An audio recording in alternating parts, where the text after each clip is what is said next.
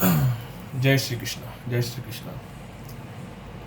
समस्त सतरूप और धर्म के लिए प्रतिभाग करने के लिए मेरा सबको नमस्कार, सबको सादर प्रणाम।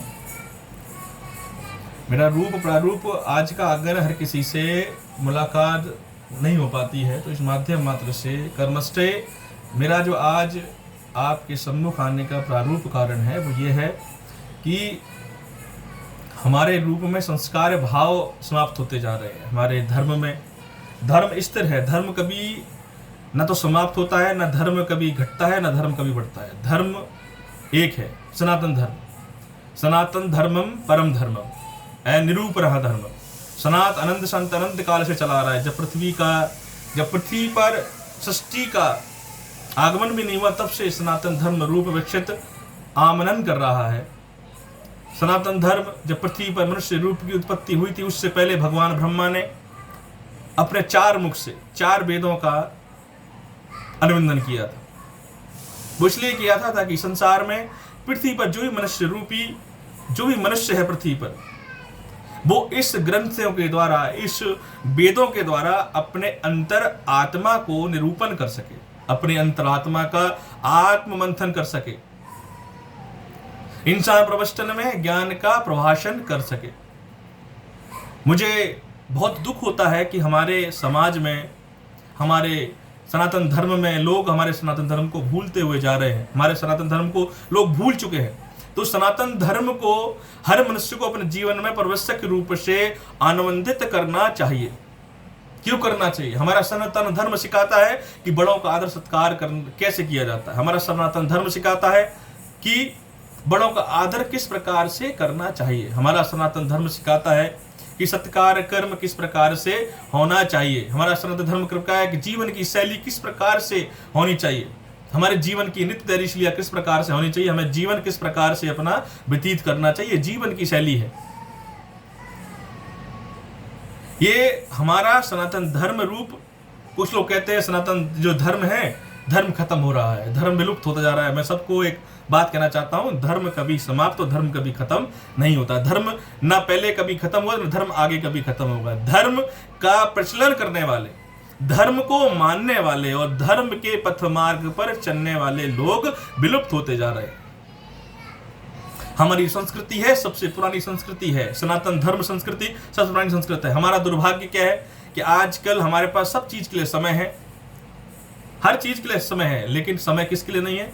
समय नहीं हमारे ग्रंथों का अध्ययन करने के लिए, समय नहीं अपने माता पिता के साथ में वार्तालाप करने के लिए, समय नहीं है अपने मंदिर में जाकर भगवान की भक्ति करने के लिए, समय नहीं है लोगों की बात को सुनने के लिए। प्रत्यन्य रूपम पंडितायतः सद्भाव्यम रूपम सदोचार्यम कृत्यम सदमार्गा वंदमादेवो हृदय रूपमृताय सुदो मनः। हर मनुष्य के रूप में पहले के जितने बड़े ऋषि मुनि महात्मन होते थे वो ही मनुष्य रूप में अवतरित हुए। मनुष्य रूप में मनुष्य का रूप सबसे उत्तम रूप माना जाता है। मनुष्य का जीवन सबसे उत्तम जीवन माना जाता है। 84 लाख योनियों के बाद में ये मनुष्य रूप मिलता है। हर मनुष्य को अपने सद्भाव सद्कर्म में प्रचित रूप करना चाहिए, इस जीवन का सदुपयोग करना चाहिए। आदमी जब नई गाड़ी लेके आता, नया वाहन लेके आता तो उसकी सुबह और शाम अच्छे सफाई करता है। वो मिटने वाली चीज है, हम उसकी इतनी केयर करते हैं, लेकिन हमारी जो आत्मा है, जो आत्मा हमारी अनंत है, जो आत्मा हमारी परमेश्वर रूप से व्यक्तित्व ग्रहण करती है, जो हमारी आत्मा सद्भाव से न जिसका नाश होता है, न जिसका विनाश होता है, न जन्मी है न मृत्यु है, पाप रूप से बंधित है, हम उसका श्रृंगार नहीं करते। हमने अपने मुख पर 2 प्रकार के जीवन को जोड़ रखा है। पहला जीवन दिखावटी जीवन और दूसरा जीवन कर्मठी जीवन। दिखावटी जीवन इसलिए है कि हम कोई धर्म का कार्य भी करते हैं तो उसमें भी दिखावा करके करते हैं, अपने हृदय से नहीं करते। कोई दान देते हैं तो उसका बंधन क्या करते हैं कि आज इतना दान दे दिया। दानमस्य रूपम तक गुप्त दानम परमो धर्मम तक ज्ञानस्ते। अगर सबसे बड़ा दान है तो वो गुप्त दान है। दान हमेशा गुप्त करना चाहिए। दूसरों की सहायता करे तो वो हमेशा गुप्त करनी चाहिए।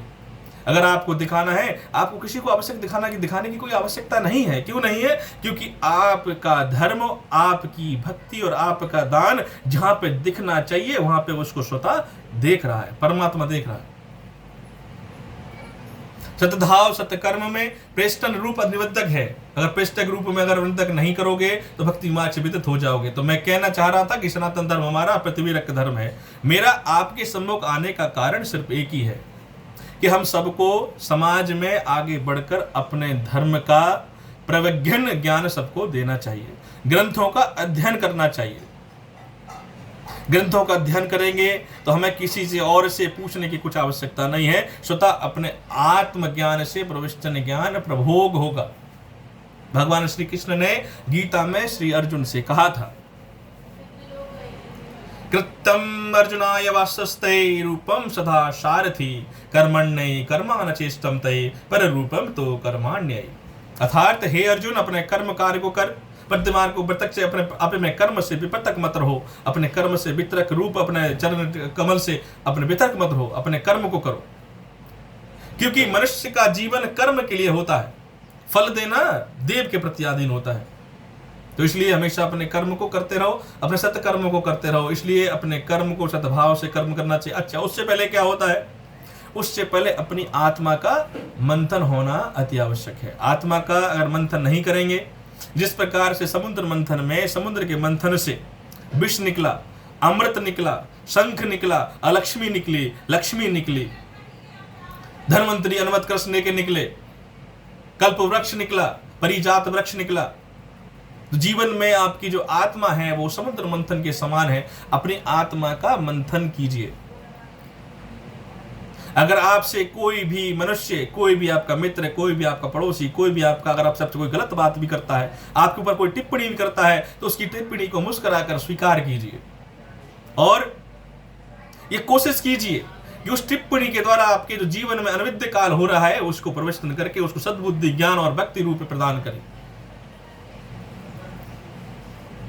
ज्ञानस्य रूपम हृदयवस्थये रूपम तकर्माणे हनुमत्य रूपम सदाचार्यम रूपम सदो भार्य। अर्थात सद्भाव कर्म से सद्भूर कर्म की ज्ञानी होती है और प्राप्ति होती है। सद्भाव कर्म प्रत्युप निरूपण होता है। भगवान की भक्ति, भगवान का प्रारूप जीवन हम जो जीते हैं, मनुष्य के जीवन को 4 भागों में विभाजित किया गया है ग्रंथों के अनुसार। प्रथम चरण होता है बचपन का, बालकपन जीवन, जिसमें बच्चा अपने माता पिता के अधीन होता है। जैसे माता पिता करते हैं उसमें बच्चे कर्तव्य मात्र होता है। द्वितीय चरण होता है युवा जीवन। युवा जीवन माता पिता और अपने गुरु के अधीन होता है। और जो तृतीय जीवन होता है, वो तृतीय जो चरण होता है वो होता है वामप्रस्थ जीवन, जिसका आजकल हम लोग आचरण कर रहे हैं। अर्थात वामप्रस्थ जीवन का होता है 25 वर्ष से अधिक की आयु और 55 साल तक का वामप्रस्थ जीवन का योग कहा जा गया है। वामप्रस्थ जीवन में मनुष्य काम का भोग करता है, धन का भोग करता है, ऐश्वर्य का भोग करता है और पूजा पाठ में भी लग्न रहता है। इसके बाद में आता है संन्यास जीवन योग। संन्यास जीवन में मनुष्य, संन्यास जीवन में क्या करना चाहिए?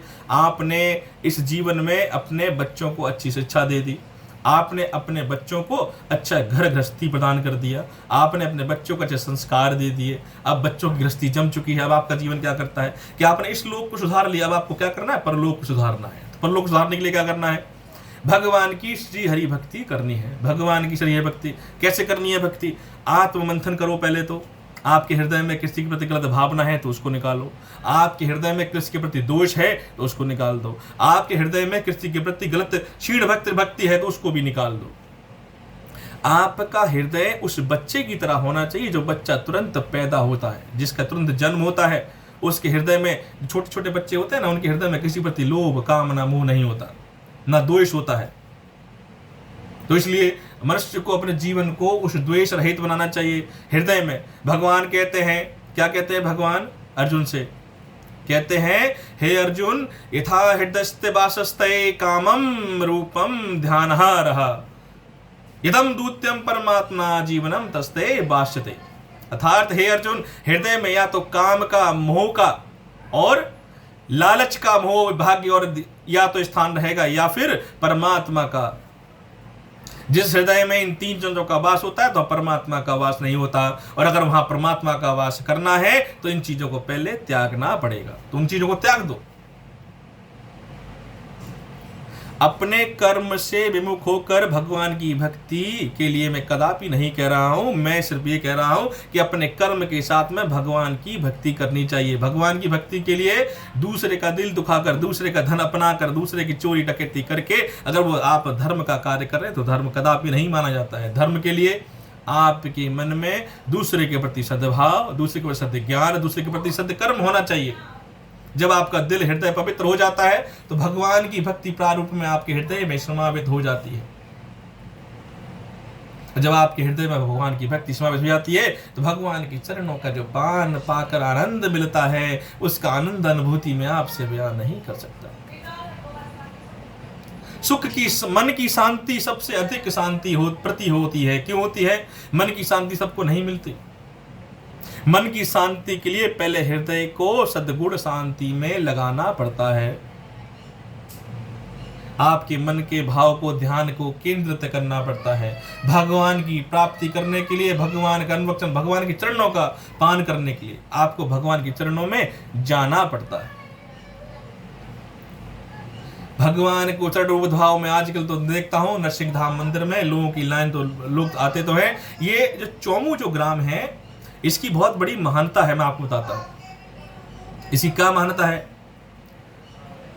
जब कुरुक्षेत्र में धर्म युद्ध चल रहा था कौरव और पांडवों के बीच में, तो भगवान श्री कृष्ण को अंतर रूप में ये ज्ञान वंदित हुआ कि जो बर्बरीक हैं, जिनको आजकल हम खाटू श्याम जी बोलते हैं, तो बर्बरीक जी का एक वरदान था, क्या माता का वरदान था, माता आदिशक्ति का वरदान था कि एक बाण आपको मैं 3 बाण वंदित करके देती हूँ। प्रथम बाण से आप जो भी युद्ध करोगे वो समाप्त हो जाएगा, द्वितीय बाण से आपके जितने भी कर्म होते हैं वो समाप्त हो जाएंगे, और तीसरे बाण से इस सृष्टि का समावेश हो जाएगा, सृष्टि समाप्त हो जाएगी।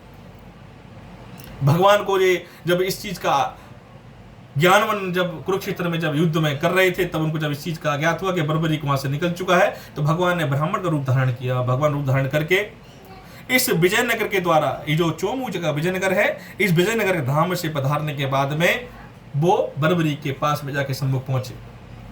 ये विजयनगर धाम है, विजयनगर का धाम है ये विजय, इसको चोमू को बोलते हैं विजयनगर। इसका पहले ये अष्टक अक्षत्र के अंदर इसका द्वितीय स्थान माना गया है।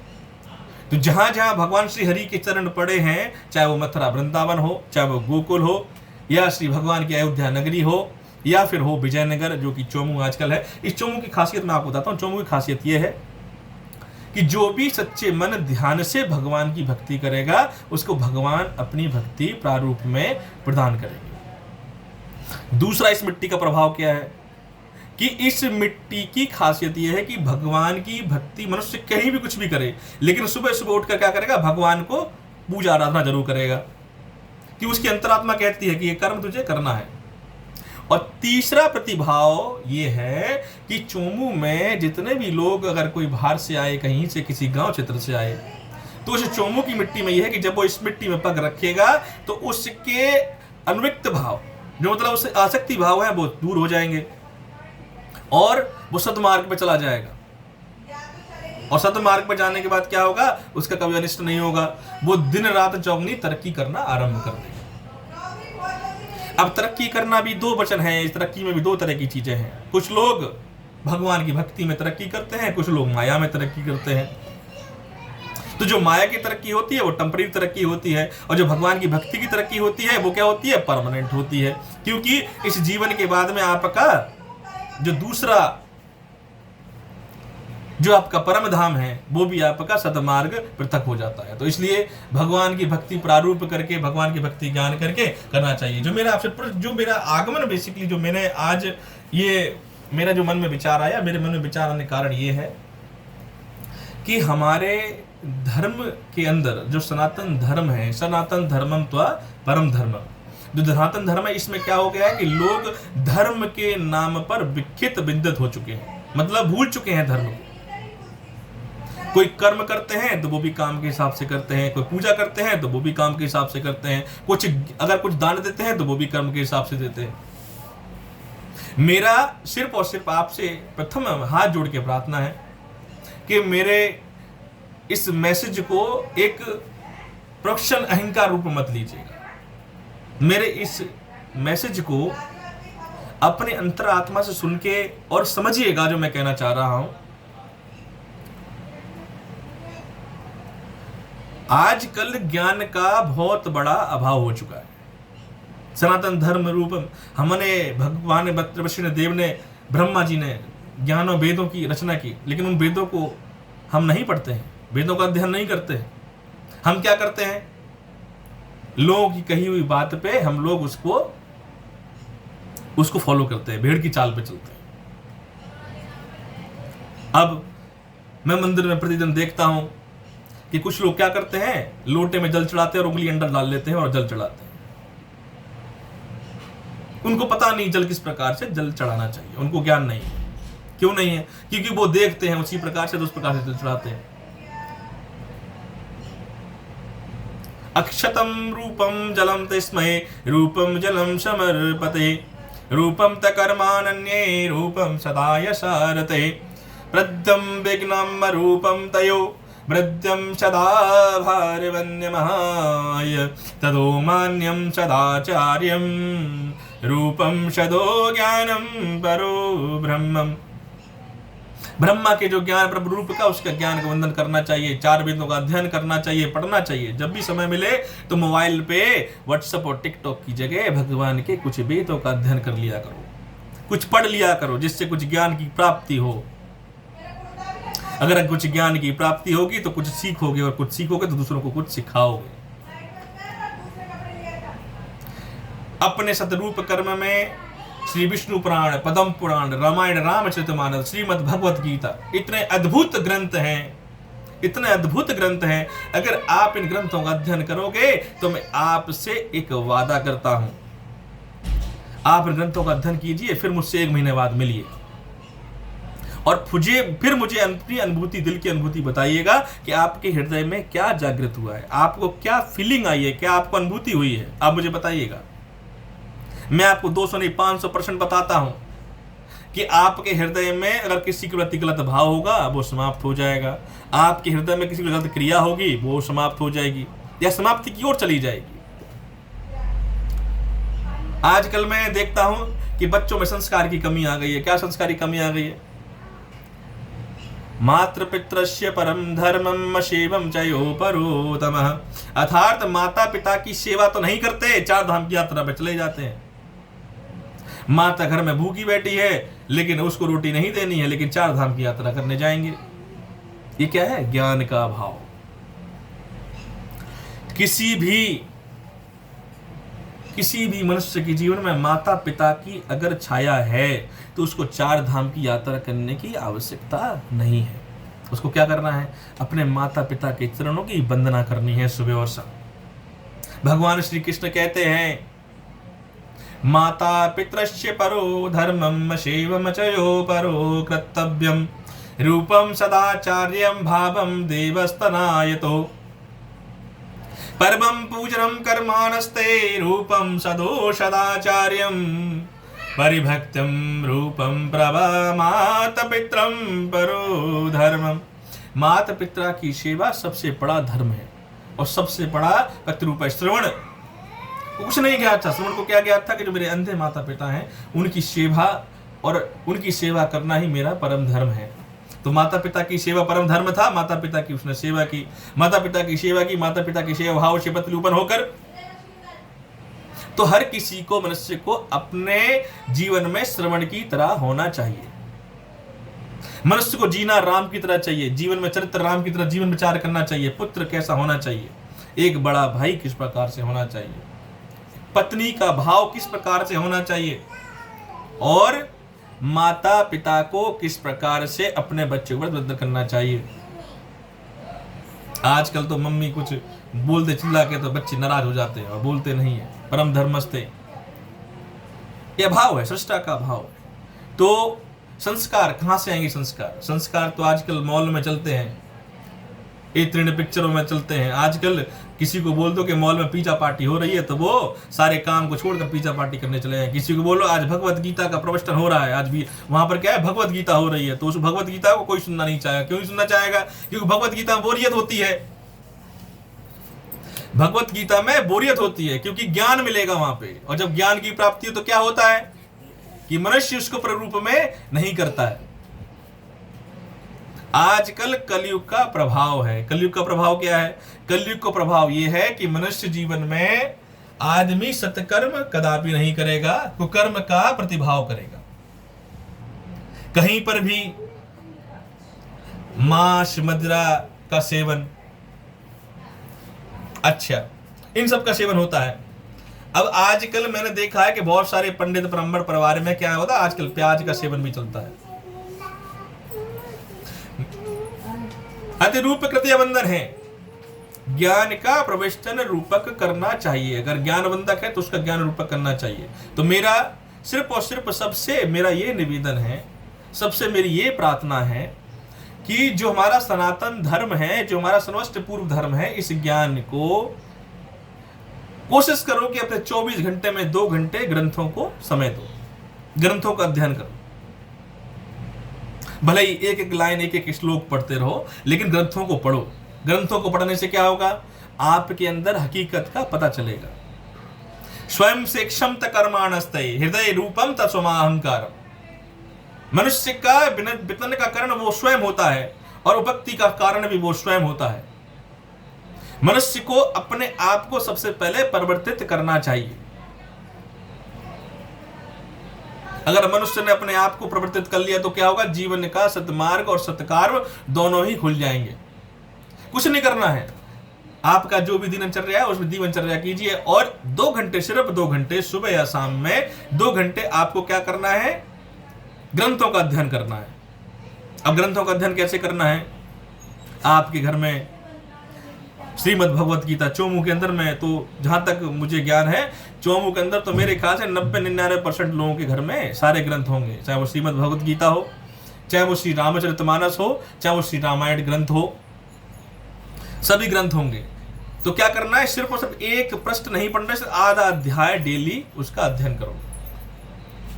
जब आप डेली एक अध्याय का अध्ययन करोगे तो आपको सद्बुद्धि ज्ञान प्रवृत्ति मिलेगी। मेरी सबसे एक प्रार्थना है, मेरे इस जो मेरा आज जो संदेश, जो मेरे विचार हृदय में आए हैं, इन विचारों को अदरवाइज मत लीजिएगा।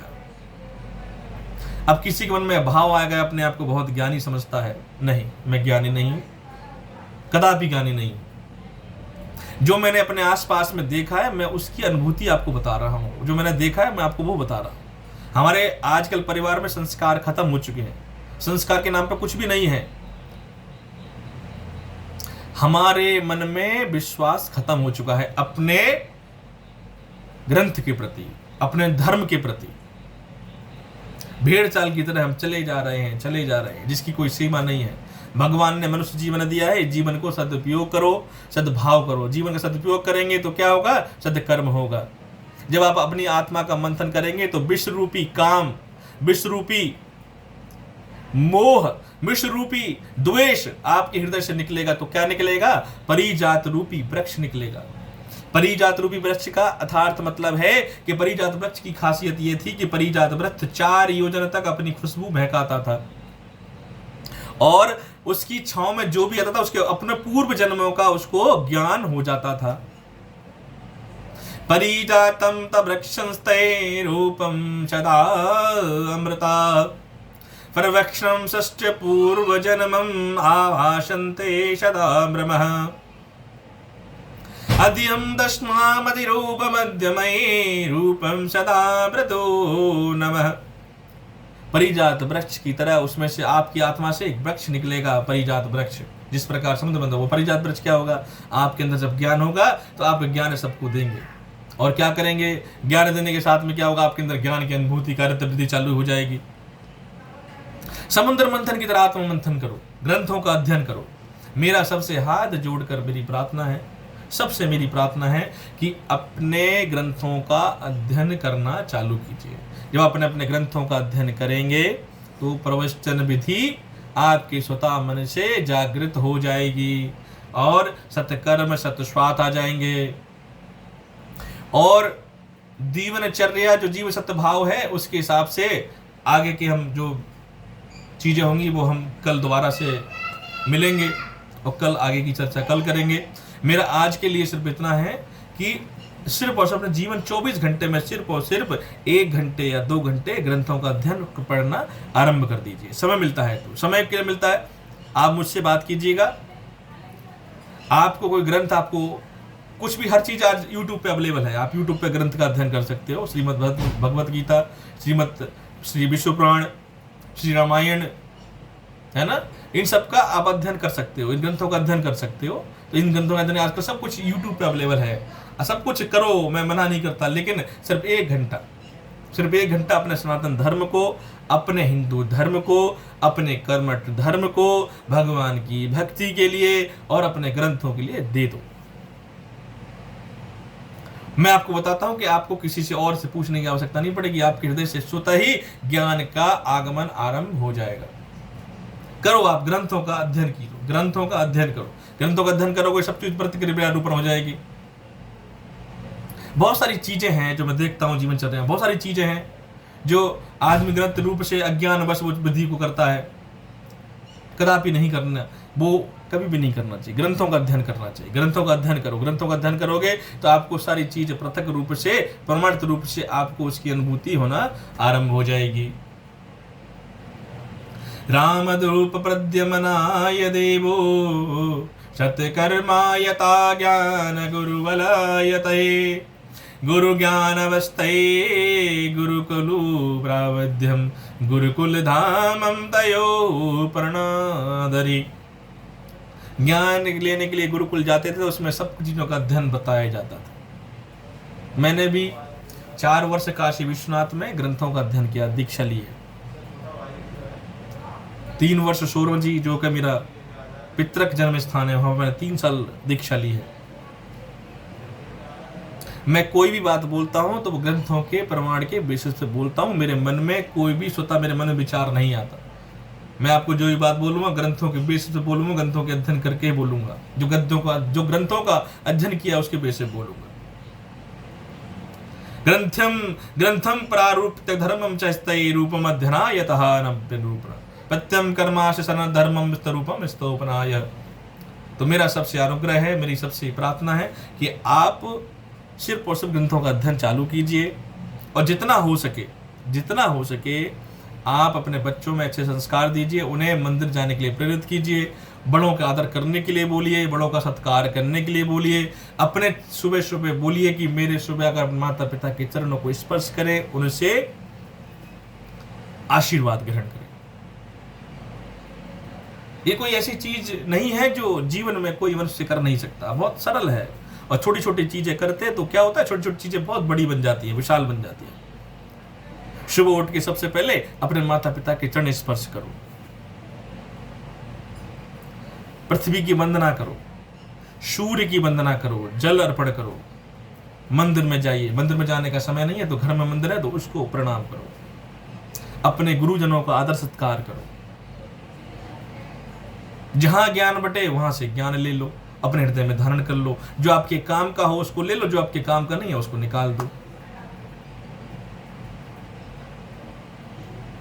इसलिए मैं बार बार कहता हूं, मेरे मन में जो विचार आए आज के बाद मैं डेली एक अपना जो मेरे मन में विचार होगा मैं डेली आपसे उसको आदान प्रदान करूंगा। अगर किसी के मन में कोई शंका, किसी के मन में कोई प्रतिभाव होता है तो मेरा नंबर है, उससे मुझे संपर्क कर सकता है। मैं सुबह नरसिंह मंदिर में रहता हूं, सुबह 6 बजे से लेके और 8 बजे तक, तो वहां पर भी मिल सकते हैं।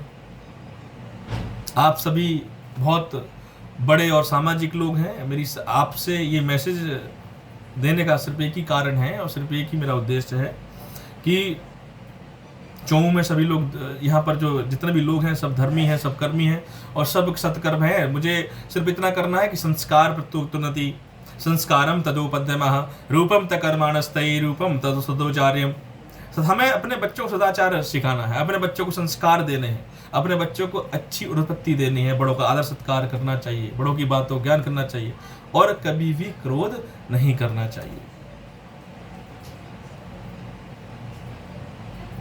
आज के लिए सिर्फ इतना ही। कल हमारी और आपकी फिर दोबारा मुलाकात होगी। तो मेरा आपसे पुनः प्रार्थना है, जो मैंने आपको बोला है सिर्फ आखिरी बार बोलता हूँ कि सबसे पहले सुबह उठकर भगवान माता पृथ्वी की आपको आराधना करनी है। माता पृथ्वी की आराधना इसलिए करनी है क्योंकि पृथ्वी के ऊपर माता पृथ्वी है, उनके आपके ऊपर चरण पड़ते हैं। तो माता पृथ्वी से कीजिए कि हे माता पृथ्वी, सदैव हमें सत्कार सद्बुद्धि प्रदान करें, हमसे द्वारा जो पाप हो उनको क्षमा करें। उसके बाद में आपके घर में माता पिता है तो उनके माता पिता के जाके चरण स्पर्श कीजिए, झुक कर अपने मस्तक को नमन करके चरणों का स्पर्श करना चाहिए। उनको चरण स्पर्श कीजिए, उनसे आशीर्वाद लीजिए, अपने गुरुजनों का आशीर्वाद लीजिए, सबसे प्रेम से बोलिए, जितना हो सके सबसे प्रेम से बोलिए और अपना नित्य कार्य कीजिए। शाम की संध्या हो गई, शाम संध्या की संध्या, शाम को संध्या भगवान श्री हरि की आरती, घर में कीर्तन अवश्य होना चाहिए। संध्या के समय और सुबह के समय में संध्या कीर्तन अवश्य होना चाहिए। भगवान श्री हरि की भक्ति, भगवान श्री राम का नाम, सीताराम सीताराम सीताराम जय राधे श्याम, मधुर मधुर नाम सीताराम सीताराम, इतना कर लीजिए। जो जीवन में, जो परिवार में जो सुख की अनुभूति होगी, आप मुझे 1 महीने 2 महीने बाद बताइएगा कि संजय जी आपने जो बात कही थी इसका बिल्कुल प्रमाण है। और मैं कोई बात कच्ची नहीं करता हूँ, हमेशा ध्यान रखिएगा, मैं जो बात करता हूँ प्रमाणित बात करता हूँ। आपको इस चीज की अनुभूति होगी, आपके जीवन में सुख मिलेगा, मंगल कामना जो आपके जीवन में आएगी उसका प्रारूप आपको सदाचार मिलेगा, आप उसकी अनुभूति आप करेंगे अपने जीवन में। सबका आदर सत्कार करो, सबका आदर सम्मान करो, प्रेमबंध करो, यही जीवन का ज्ञान है। और ग्रंथों का अध्ययन करो और सबसे पहले भगवान के प्रति अनन्य भक्ति, अनन्य भाव और अटूट विश्वास, ये होना अति आवश्यक है, क्योंकि विश्वास के बिना कोई रिश्ता भी नहीं चलता है। तो इसलिए भगवान का और भक्त का रिश्ता कैसे चलेगा, वो है भगवान और भक्त का रिश्ता कैसे चलेगा, अटूट विश्वास से चलेगा। विश्वास के बारे में आपको मैं कल बताऊं किस प्रकार से विश्वास प्रकट होना है। आज के लिए मैं आपसे आज्ञा चाहता हूं। धन्यवाद। हरे कृष्णा, हरे राधे। आपका कल्याण करे भगवान, आपके जीवन में सतमार्ग, सत्कर्म, सद्बुद्धि और कर्मक्ष अच्छा स्वस्थ निर्वस्त ज्ञान देते रहे। आपके जीवन में सदा प्रकृति रूप भक्ति का आगमन रहे, आपके जीवन में हमेशा समृद्धि रहे, आपके जीवन में हमेशा शतवत स्वस्थ जीवन प्रत्युत रहे। आपके जीवन में जो भी लोग हैं सबके साथ में भगवान कल्याण करे। एक स्तुति के साथ में मैं समापन करूंगा। भगवान श्री कृष्ण की स्तुति है, पदरूप है। कृष्णस्य रूपं सदाचार्यं भर्गो भार्यं ता